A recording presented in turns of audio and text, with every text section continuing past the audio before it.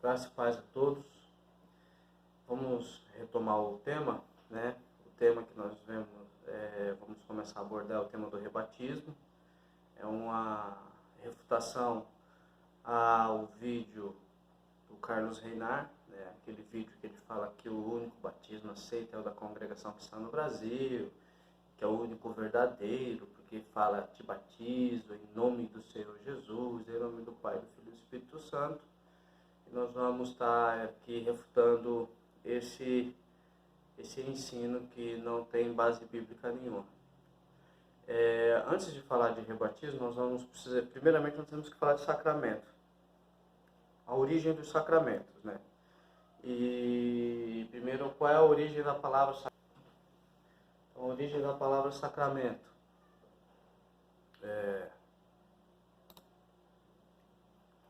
Qual a origem da palavra sacramento? Gostaria de, antes de iniciar, pedir para os irmãos, quem pegar desse vídeo para frente, que retomem o primeiro vídeo, é uma série, eu não sei quantos vídeos serão gravados, mas que pegue o primeiro vídeo para daí então ter uma ideia melhor de como será estruturado o nosso estudo. Outra coisa também que eu gostaria de falar, que nós estamos usando como texto base um livro, Compêndio Apologético de Teologia, do François Turretin, é um italiano, ele também foi um dos reformadores, ele foi um dos grandes teólogos aí do 1700 e alguma coisa, e nós vamos estar usando o texto do Turretin dentro do nosso escopo, tá? Para quem quiser saber um pouco mais do Turretin, no primeiro vídeo eu tenho falado um pouco dele, tá, irmãos? Aí pode ir lá no primeiro vídeo que vocês vão pegar lá algo a mais sobre o Turretin. Bem, vamos voltando para a origem da palavra sacramento. Sabe-se bem que sacramentum, do latim, no caso, né? Vem de sacrando, consagrar e iniciar. É isso que significa. Como juramento, de jurando, e testamento, de testando. Nos antigos escritores do idioma latino, ele significa duas coisas. Primeiro, o dinheiro ou garantia depositado por duas partes para uma demanda com os pontífices no lugar sagrado, com que era multado quem perdesse sua causa, como castigo de um litígio injusto. Então, o que acontecia? Quando se fazia um pacto, um juramento entre duas pessoas, se procurava um sacerdote. É a origem do nome sacramento, no caso, né? Iniciar, consagrar. E se procurava esse sacerdote, esse pontífice, era depositado na mão desse sacerdote uma determinada quantia, e se um dos lados fosse infiel no contrato, ou naquele propósito, a outra parte ficaria com a quantia, com o dinheiro, como se fosse uma indenização, aquele valor daquele dinheiro. Então é uma das bases da origem da palavra sacramento. O segundo era um juramento que era feito somente quando alguma deidade sagrada era invocada. Por isso, sacramento, contendere com Cícero, significa, abre aspas para Cícero, afirmar mediante juramento solene, fecha aspas. Cícero foi um grande escritor romano, foi advogado, um grande político, orador. Os pais da igreja gostavam muito de ler Cícero, muitos dos grandes intelectuais da antiguidade gostavam de ler Cícero. E aqui o Turretin faz uma citação de Cícero, só para a gente poder estar aí se orientando, tá? Sacramento interrogare, sacramento tenere, etc. É usado, porém, peculiarmente para indicar um juramento militar, mediante o qual os soldados se obrigavam por determinado rito e palavra prescritas ao Estado e ao magistrado de que realizaria até a última consequência o que o imperador ordenasse, e que não abandonaria os estandartes militares. Daí vem a frase obrigare sacramento, ou seja, também era utilizado como uma forma de juramento de um soldado para com o império ou para com o imperador, no caso, para com o Estado.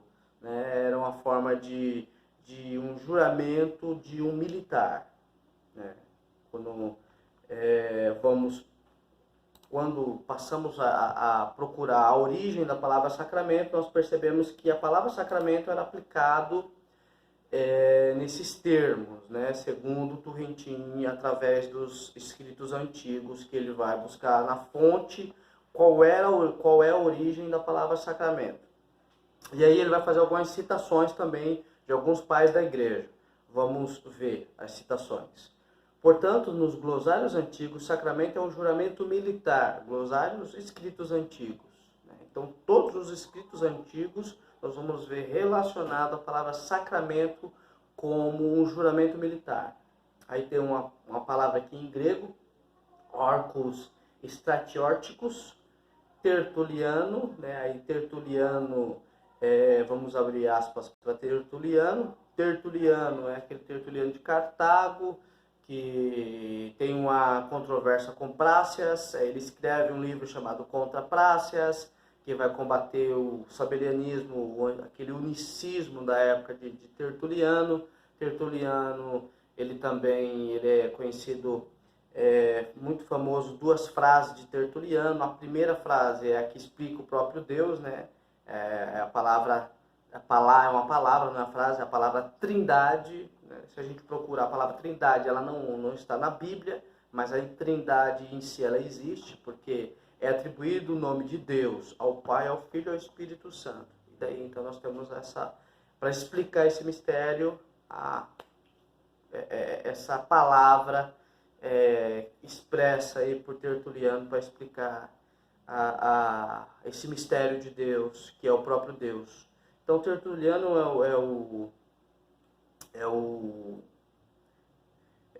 a pessoa que vai dar origem a essa palavra trindade para explicar esse mistério de Deus, e também aquela frase tão conhecida de Tertuliano que explica o mistério de Deus, ou a fórmula de Deus, que é único Deus e três pessoas distintas. Essa frase também é de Tertuliano, né? Então, abre aspas para Tertuliano, ele vai dizer assim: fomos convocados à milícia de Deus, desde o momento em que respondemos às palavras do sacramento, fecha aspas. Então, aqui Tertuliano ele vai expor, né, dentro dessa frase, que a milícia, a convocação da milícia de Deus, ela acontece quando respondemos às palavras do sacramento. Então, sacramento, milícia, ou seja, militar, exército, sempre vai estar ligado dentro do contexto da palavra sacramento, né? Essa ideia de milícia, de militar, de exército e de juramento, né? A palavra, tendo sido transferida das atividades militares para os usos sacros, foi empregada pelos escritores eclesiásticos para significar qualquer coisa, qualquer mistério ou doutrina sacra, e não óbvia. Por isso, em todo lugar, nos pais você encontrará o sacramento da trindade, da encarnação, da fé. Em geral, toda religião cristã vem sob este título. Neste sentido, a palavra é usada na Vulgata, onde ocorre a palavra sacramento em 1 Timóteo 3,16, Efésios 1,9, 5,32, o sacramento das 7 estrelas, Apocalipse 1,20, o sacramento da besta, Apocalipse 17,7, mas estritamente ela é entendida como um sinal sacro ou símbolo externo que exibe uma coisa aos sentidos, outramente. Vamos parar aqui primeiro na palavra sacramento, que acaba sendo utilizada pelos escritores antigos, em tudo, onde está escrito mistério no Novo Testamento, vai ser traduzido como sacramento. E aí nós temos vários erros por causa disso também, inclusive erros que vai criar doutrinas dentro da Igreja Romana por causa dessa forma de usar a palavra sacramento de forma irrestrita, né? Então, mais para frente nós vamos ver isso. O sacramento, e aí vamos passar para da segunda parte, que diz assim: mas estritamente ela é entendida como um sinal sacro ou símbolo externo que exibe uma coisa aos sentidos, ou seja, é um sinal sacro externo que que exibe uma coisa aos sentidos, ou seja, elementos externos que vai afetar os nossos sentidos. Ela vai dizer alguma coisa, exibir algo aos nossos sentidos. Que sentidos? Os sentidos que nós temos: tato, olfato, audição, visão, esses nossos sentidos que nós temos. Paladar. Então, quando nós participamos da ceia do Senhor, o paladar, o tato, o pão, a água molhando, nos molhando quando somos batizados. Então, essa sensação, essas coisas externas afetam o nosso sentido. Deus acaba, de certa forma, atingindo, afetando os nossos sentidos sensoriais, né? Outra meia mente, e também acaba, nós vamos assimilar, a nossa mente acaba assimilando essas coisas. Nesse sentido, Agostinho disse, sinais, aí eu vou, antes de falar de Agostinho, antes de falar a citação de Agostinho, eu gostaria de falar um pouco sobre Agostinho, só algo muito resumido de Agostinho. Agostinho, ele é conhecido como Agostinho de Hipona, outros chamam ele de Santo Agostinho. Os reformadores gostavam muito de ler Agostinho. Os escritos de Agostinho são muito bons. Agostinho foi um grande teólogo, defendeu também a doutrina da graça, né, contra o Pelágio, que negava a salvação por graça. Então Agostinho ele vai combater aí o pelagianismo, é um dos grandes pais da igreja também. Ele é considerado aí o último pai da igreja primitiva, né, daquela igreja primitiva. E aí Agostinho diz assim, sinais, quando pertencem às coisas divinas, são chamados de sacramentos. Então, os sinais, qualquer sinal externo, né, esses sinais, aí quando é sinais não estamos falando de milagres, de coisas miraculosas, estamos falando desses sinais, dessa fórmula composta de elementos e coisas, né, que quando aplicada pertence às coisas divinas, às coisas de Deus, ela é chamada de sacramentos, são chamados sacramentos. Aí nós temos aqui a referência da carta 138 e aqui algumas referências que o Turritinho vai colocar.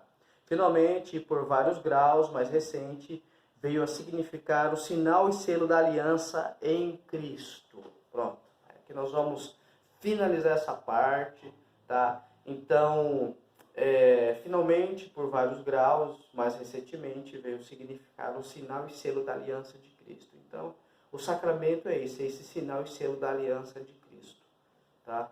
É isso que veio significar mais para frente.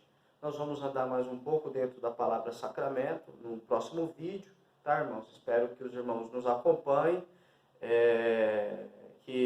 Como eu falei no início, não irei ter pressa de estar expondo todas as coisas, irei caminhar aos poucos. Outra coisa também é que os irmãos também, através desse material, compartilhem com outras pessoas que as verdades que os irmãos estão tendo acesso, que outras pessoas venham também ter acesso a esse material, para que as mentes dessas pessoas que estão sendo ludibriadas, enganadas por falsos ensinos, sejam abertas, tá? Então, solicito também aos irmãos que compartilhem também o vídeo. Tá bom, irmãos? Deus abençoe a todos, graça e paz.